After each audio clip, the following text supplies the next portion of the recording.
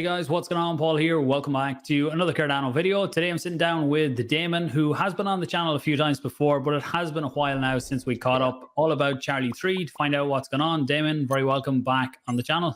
Well, thanks for having me. Yeah, we've missed step for a while here, but we're getting back to it and exciting times. Yeah, been a while. So look, for anyone not familiar with Charli3 and what it is, can you give the high level and then we'll get into what people are here for to find out what's been going on. So what is Charli3? Yeah, for sure, man. So Charli3 is what you call an oracle solution, and what a blockchain oracle is basically we're able to take real world data and put it on chain. The simple stuff, mostly what an oracle deals with is pricing data, so other crypto prices and Forex or stocks. And this is mainly for your trading platforms, your lending and borrowing platforms, to make sure that you are trading on the proper price. And it is referenceable. So that's basically what an oracle does, but it can do so much more. Yeah. So I think when we talked last, it was still early days for Charli3. I can't remember if you had your first versions out on chain even when we last talked. I think we might have had like somewhere around last October, November when we launched, but yeah, things have significantly improved since then. Yeah, so I suppose where is Charli3 now? And then we'll get into some of the latest integrations that you have. For sure, yeah. So we launched the product, our first feed, basically usable feed in October of last year, but we upgraded it quite a lot to all of the Basel features in February.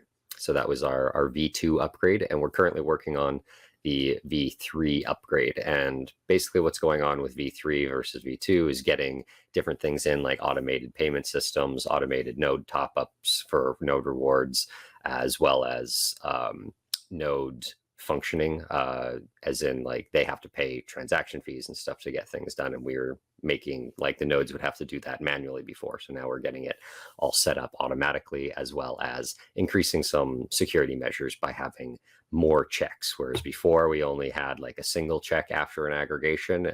Now we're having checks prior to aggregation and afterwards. So I think the total price at the end ends up being checked like 30 something times before it's actually posted on chain to make sure that it is correct and the aggregations happened properly and there was no outlier values that could mess things up. So yeah, we're just improving security, because that's basically the whole point of the oracle, is for secure data.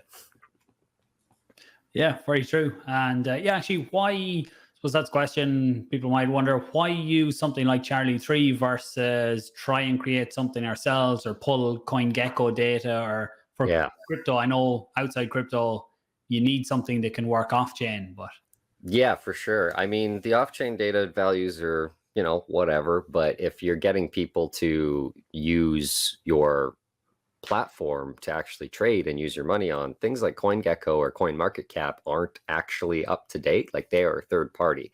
They're taking that information usually from a single source somewhere else, and then reporting it, and that takes a little bit of time, and then you have to pull from that and then push that into your platform, and that takes time, and then it's not accurate, right? And they're usually only doing a 5-minute or more update. It's not being checked that regularly, so you could lose out on money. And that's currently happening in the ecosystem on certain platforms because they're only pulling from a single source. With the oracle, what it does is we pull from multiple sources, but directly from the source. So we'll take our feeds directly from Binance, Bitrue, Kraken, KuCoin, and whatever else is out there at the same time, figure out what the most the median price is. So it's the most fair in the middle price of all of them, because they all hold different values. And then that's what we end up posting on chain. And we can do the same thing on Cardano, where we look at all of the dexes, because they each have different liquidity pools, which means the prices on each one will be slightly different. And some can be wildly different, and you don't want to get caught out one time trading at a really low value because someone emptied a liquidity pool on a single dex that you happen to be on. So it averages out and then pushes that through. So something like whenever we get set up with Indigo, or like we already set up with Liqwid, their platforms for trading on a certain price, that's coming from us. So you don't get caught out at any point for different trading and lending protocols. Okay, yeah. So you mentioned one of the integrations. Anyway, there you have Liqwid. Do you want Yeah. to talk about what your? I suppose they were your first major Yeah. integration, were they? Yeah, What was I happening first there? And and then first there's major. right. So that was I can't remember when that was. I think it was April or something, April or May. But yeah, we had our first integration there, which was really solid because obviously we've had a product for a while, but there hasn't really been anyone that can use it. For people that think about the Indigo side, that they launched last year too, or I think in December or something, or November. They launched at the summit last year. They're on a different datum format, so we're still working with them to get things done. That one's very close to being finished, but it's been a lot of extra work. It's not as simple drag and drop. We still have to code things properly. But for Liqwid, it was our first major one. It was big. I think we counted 13 external articles that got written about it, just about Cardano finally having oracles, which again was funny because we've had a product for many months before that, but now it's being used by somebody, so they pick it up. So that was really good, and they're currently taking our Shen USD price that we're providing for them. So anybody that's dealing with their market on Shen is good, and we plan to launch 4 or 5 more with them. We were going to do it earlier in the summer here, but because we're working on that V3 upgrade still, we thought, you know what, let's get that finished first, and then we will get the other markets up instead of having to, spin up, like take the extra time to spin up all of those feeds in the middle of our, development sprint, and then be a little bit late on it and then have to redo them again, once the V3 comes out. So that's what we're doing for Liqwid there. Nice. And then one that I'm really interested in that you have just partnered with recently is Mehen, not sure the pronunciation, but Yeah. a stablecoin, fiat-backed stablecoin that is being built on Cardano. And you're going to be verifying the bank reserves, which brings a lot more transparency to it. Because look, there's always fears out there about things like USDT and what's actually backing them up and what sits in the bank. And there's no transparency on what that is. So do you want to talk a bit about that integration and how that's going to work?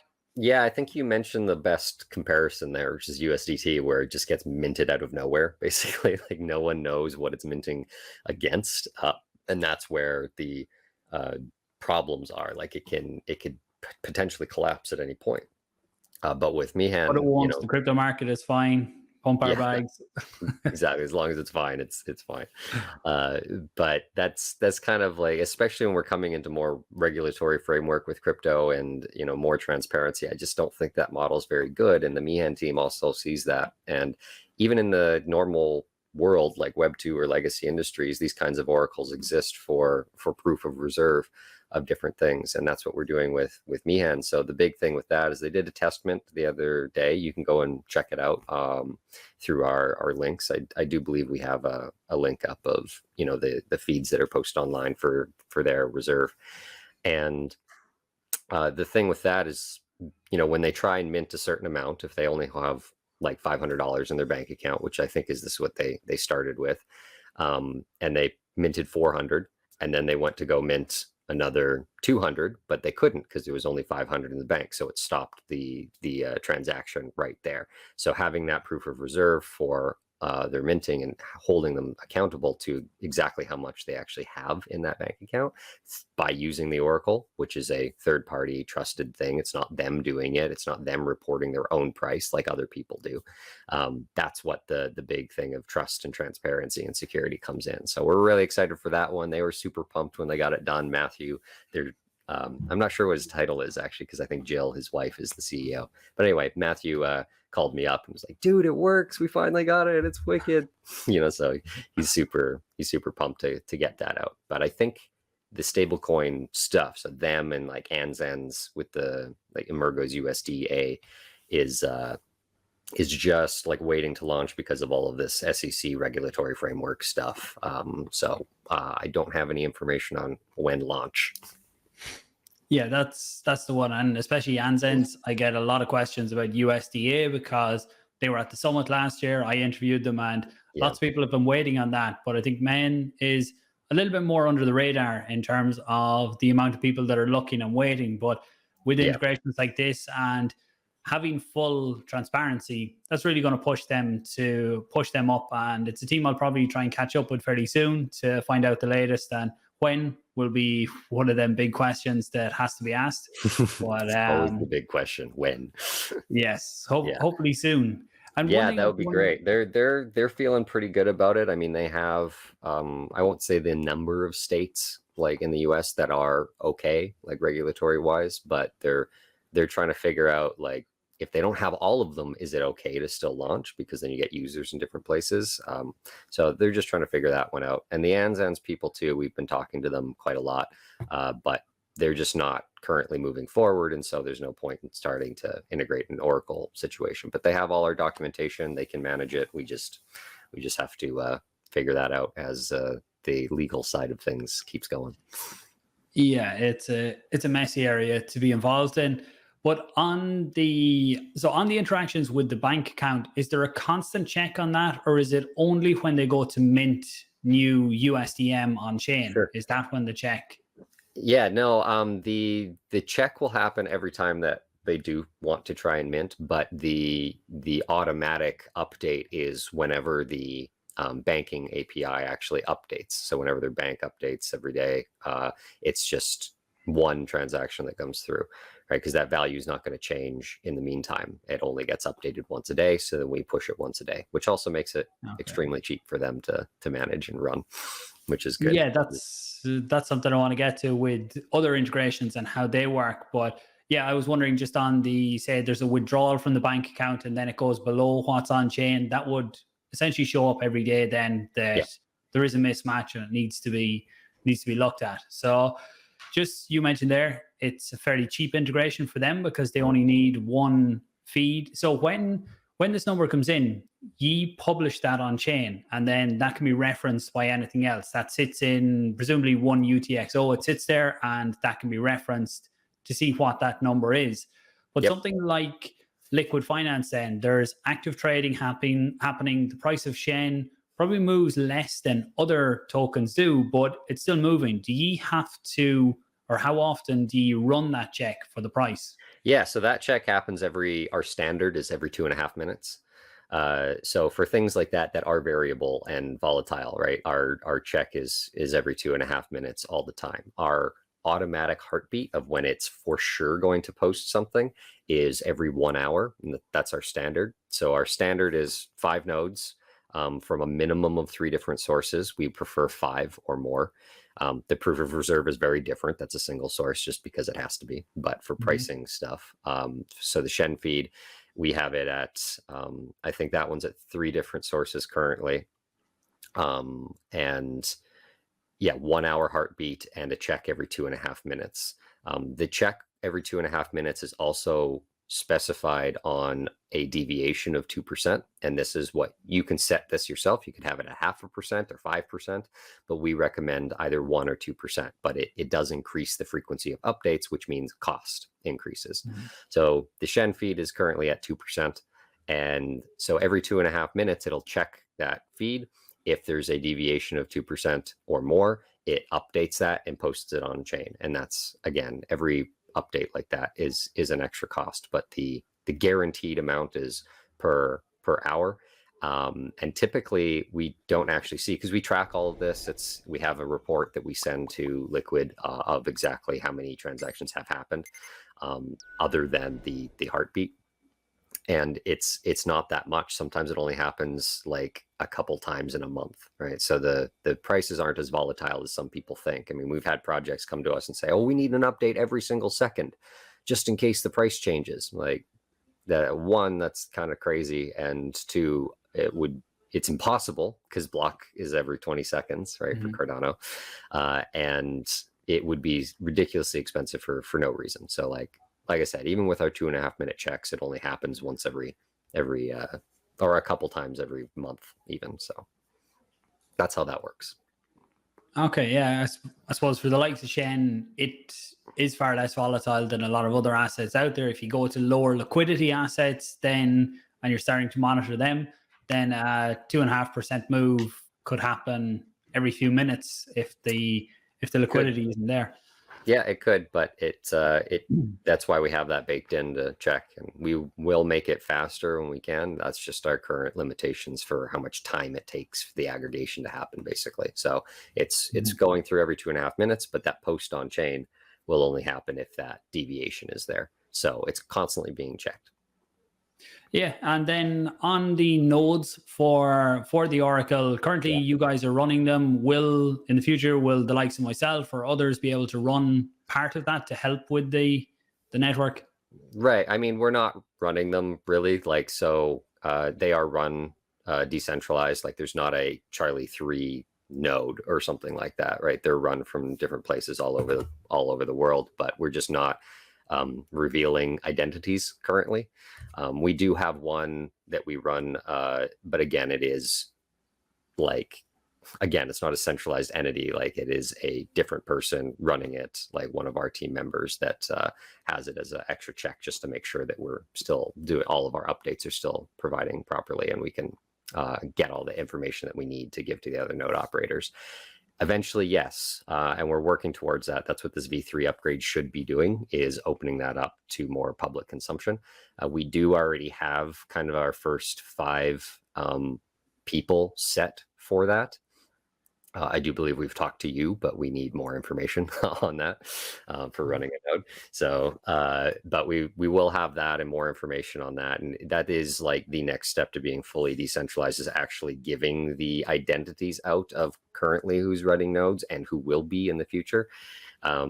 So we'll have some large data providers doing that just for a trust situation. So, they're not going to screw things up. They have a big reputation to uphold, and some trusted community people that are capable of it. So someone like yourself, or like Rick McCracken, or another big stake pool operator, or something like that. That's where we're at. But we'll have like basically an application sign up form. And this is the amount of stake of C3 that you're going to have. These are the possibilities of doing this stake, because it will be large. We don't expect people to have this amount. So maybe we'll have some sort of like a loan system or whatever, where some of your rewards, come back to us over time to repay it. But we'll see. We'll get all that information out to you, and having the community and having those nodes be fully transparent to everyone is kind of like a really big deal for us to get to. Yeah, that's good to hear. I forgot actually we had talked about that, but yeah, keep my name on the list. You forgot? Jeez, that, man. I know it's been a while since we caught up. Yeah, but, yeah, that's good to hear that is the plan, and it brings, like, the Oracle brings transparency for the likes of stablecoins. Then that brings a lot more transparency for the community as well, when they know what's going on there.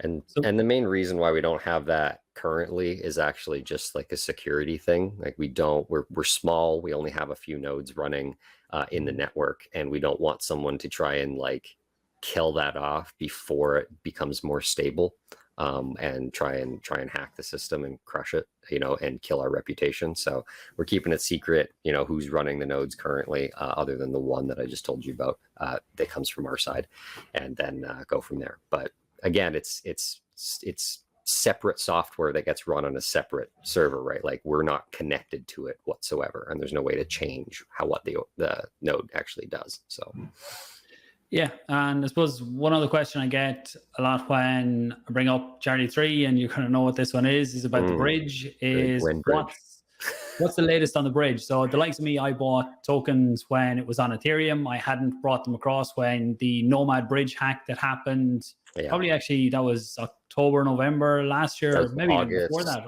August 31st is when that, or August 1st rather, is when that hack happened last year. Yeah. So coming up on a year. Nearly coming up on a year. So what is the latest on that? So for people that do have their C3 still on Ethereum, is there something in the works to bring them across? Yeah, so I mean, this has always been something we've talked about. We don't like the situation. We've hated that it's happened. We hate that every post we make gets riddled with this question. Even our integration posts, big deal. Most of the comments, when bridge. It's very annoying. It doesn't help us out basically at all to keep doing that. We have in April, we put out a new update just to say, like, we're moving it up in in our priority scheme. Most people thought that meant it's our highest priority. We're working on it now. It's like, no, we have to finish our V3 upgrade so the company survives. We have a working network, we have customers, we have everything coming in, because if we don't do that, we switch all our development time to creating a bridge that was never on our sprints or our timeline to have to build with our relatively small team, we jeopardize the existence of the company, which means all of your investment goes to crap anyway. So hopefully you understand why we are not, super specifying that. But as soon as this V3 upgrade is done, the next thing on the chopping block is that bridge. We really want to get it done. In the meantime, we have been looking at other potential options to do it for us, so we don't have to spend the time. We can just pay someone else to do it. But so far, everything has been far too expensive because we need a whitelisted solution. So only the people that held tokens before the hack are eligible. So like their wallets and only the amount of tokens that they held. The reason for that is because when the hack happened, all of the tokens that got taken off of Nomad then got dumped back onto the market, increasing the max supply and then dumping the price on the other side. So if we let anybody just transfer over, they could buy up all the tokens that are still on Ethereum for basically nothing, bring them over to Cardano and just dump the price like crazy and crush everything. It would also take away the potential of people's tokens that they did have. Now someone else has got them because only 100 million, the total max supply, exists on Cardano. But if someone else bridged over before you did, then that takes, like with different tokens that got dumped on the market on Ethereum, they then take up that supply on the Cardano side. So it's not fair. It's not okay. We're not willing to let people have that problem or even our token price dump that much. So yeah, so that's what we need. We need a whitelisted solution with an automated like airdrop payout system, and nobody has that yet. So that's why we think we have to build it ourselves. We'll be doing it with Giro Wallet because they're in the exact same situation as us. Okay. Yeah, look, I can say as someone who has some, not a huge amount, but I have some tokens over there, I can see why people are asking the questions. I see both sides of it. It's the balancing act, and hopefully we will see that fairly soon. But look, it's always good to give people updates on it. Moving on then, Catalyst. You guys have a proposal in for Catalyst at the minute. Catalyst is always a hot topic. Yeah, especially right now, man. There's been some super hot stuff around Catalyst this time. I think that's good, though. There's more scrutiny coming in on some of the stuff that has got funded in the past has kind of snuck through, and that's not really happening now. There's lots of people that are becoming very vocal. Some like it, some don't. I think it's good to a degree. Better. Obviously, you don't go personal with people's approach unless you outright think they're trying to steal funds from it. But it's good to have critical eyes and people who understand how these things work that can highlight certain proposals that are good or maybe should be downvoted too. Yeah, there's a few that should be downvoted, more than a few. There's even a few from some major projects that I think should be downvoted. I'm trying to keep an eye on, what's building, what people are trying to do, see if there's collaborations in there. And some I see, I'm just like, guys, you're supposed to be a professional company. What are you doing? Like this is crap proposal. You think someone's going to give you money for this? And they're just hoping that their community will, blindly trust them and vote for it. And I hope people don't do that. I've seen that in the past. But let's get to ours. So one of ours is similar to our last ones, but it is community focused always. It's not really like giving us money per se. It's basically giving other projects money. So the thing is we're asking for a certain amount to run free feeds. One of the major things that's keeping people from using Charli3 in this bear market is it costs money. It is a service that we provide to other people, and they don't see that money is worth it right now, and they prefer, as Paul mentioned before, to just grab these centralized single source third-party unsafe feeds from things like CoinGecko, and most of your major platforms that you're trading on and dexes do that instead of using us. That's hopefully changing quite soon. We're talking to them quite a lot. And what this does is allows us to spin up brand new feeds, whatever is going to be voted on. So this is the other part of it. Instead of just asking for money for feeds, we're also creating a DAO for the community. This gives more token utility. It builds up the community of the project a little bit more, allows you to feel like you actually have a stake in what's happening behind the scenes of a lot of these major platforms that you're on, which is great, because otherwise B2B, you don't have anything to interact with on Charli3, as a user. So this kind of gives that feeling. So we'll have a DAO set up that you will use a certain amount of C3 to get into, and then vote on certain things. And the first thing will be these community feeds. Which ones do you think as a community are the most useful? We already have the ADA USD one being given out for free. We'll have our C3 ADA price, because we have to run that internally on our own anyway for node reward payouts. That one will be free. But what are the next ones? Which ones do you guys think will be the best? Those go up, we post them, and any project can now use those for free, and we pay for it through the Catalyst funding. So that's great. And the other one that we just snuck in last week is for a Python coded DEX reader. Basically, right now you can grab DEX information through their APIs, and that's kind of what we do. But we don't want to have to do that, because it's a point of a dependency where we have to be dependent on them keeping their API updated, instead of just being able to read it off chain or on chain, I guess, directly on chain. So what we are doing is building this reader, which it's kind of a DEX aggregator, but not really, and allows you to take all that data directly on chain and use it without having that dependency. Because we've had some issues with their APIs going down, and that messes up our aggregations, and that's not great. And that'll be fully open source, and written in Python, because our node software is written in Python as well. So anyone who wants to use that after it's done can also use that for whatever projects they want. So that'll be our first fully open sourced bit of tech that we're putting out there. Nice. Yeah, good to hear. I'll put links to them down below for anyone who wants to go and read up on them. And anything else we've missed out on Charli3 today? Any other updates? I think we covered a lot of stuff, but we did cover quite a lot. Yeah, that's what happens when you leave it so long, Paul.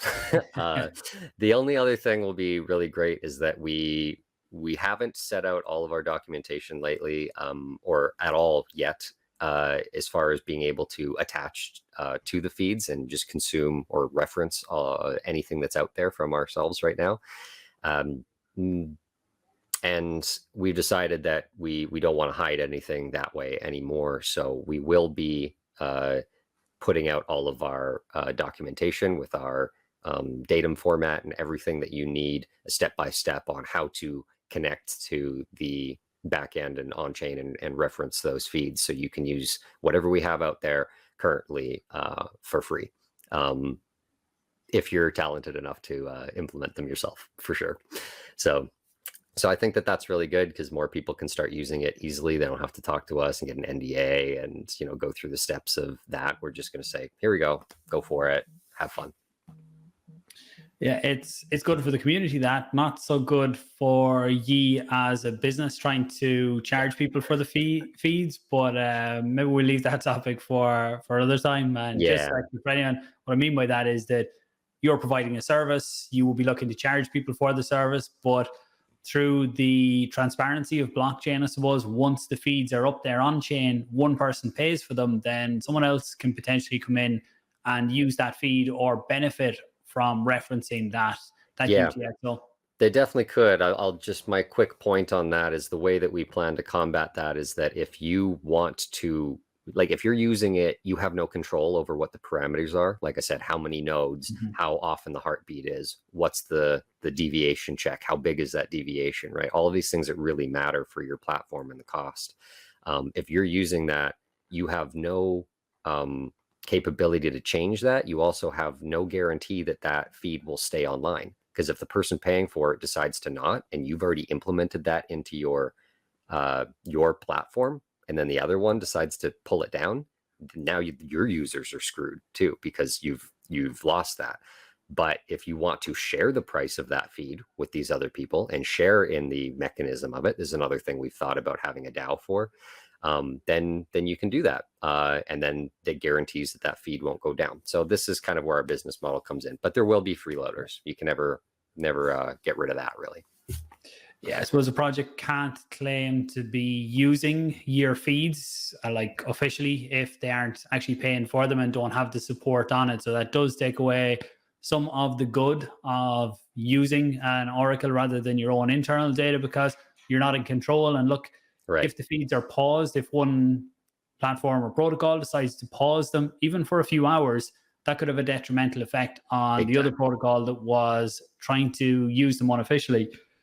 But look, I think we covered a lot today. I will put links to the Catalyst proposals down below. Also to the article, I covered it in my video last Friday on the stablecoins and how that integration is working, which I think was very good. So they'll all be below for anyone who wants to read up on them. Damon, thanks for your time. Let's catch up again soon. And everyone tuning in, share it out. If you think others would like to know what is the latest with Charli3, subscribe if you're new and ask any questions down below. Maybe Damon will check by next week and see if there is any common ones there, apart from when bridge. Thanks for watching, guys. Yeah, please don't ask that.